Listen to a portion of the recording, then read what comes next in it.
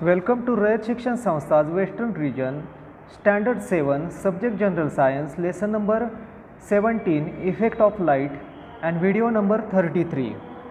In this video, we have to study scattering of light and the activity related it, and the shadow obtained from point source and extended source.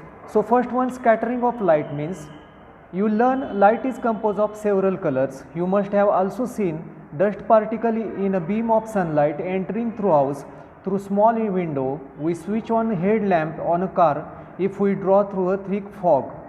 You might have seen beam of the lamps. What do we really see? When we see from beam of light, we see tiny dust particle floating in beam.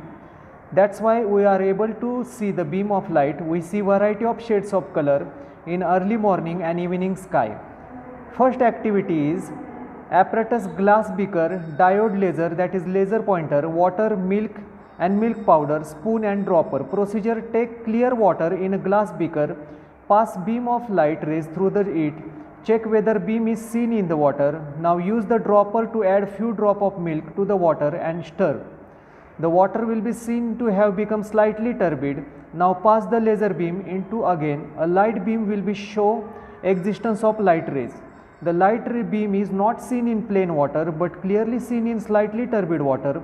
The light rays hit the tiny particles of milk and get scattered.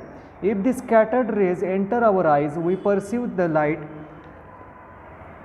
When sun rises, our surrounding appear illuminated, the entire sky appear bright. This happens because dust and other tiny particles in air. This is the scattering of sunlight by the tiny particles of various constituents of the air. Then activity number 2, scattering of light with the help of lamp. The table lamp with 60 or 100 watt milky bulb LED will do not to do. Thick black paper, sticking tape, packing needle and glass beaker and milk powder, dropper and spoon. Cover the mouth of the lampshade properly with black using sticking tape. Prick the hole of the 1 to 2 mm diameter in center of the paper. With the help of packing needle, take clear water in beaker, light the bulb, place the beaker in contact with hole, observe from front and angle 90 degree. Now add 2 to 3 drop of milk and stir. Observe again. Few more drop of milk may have added to take water turbid. Blue image is seen in observed along the 90 degree angle. This is the scattered blue light. Because the blue light is scattered, a yellow light is seen from the front and whole appears reddish. Then the shadow obtained from point source and extended source. Point source apparatus is candle, cardboard, screen, small ball, big ball, etc. Take either candle or torch as light source. In front of it, set up a cardboard with tiny hole shown in figure. Now light the scene emerge from the hole on a cardboard. Such light source is called as point source.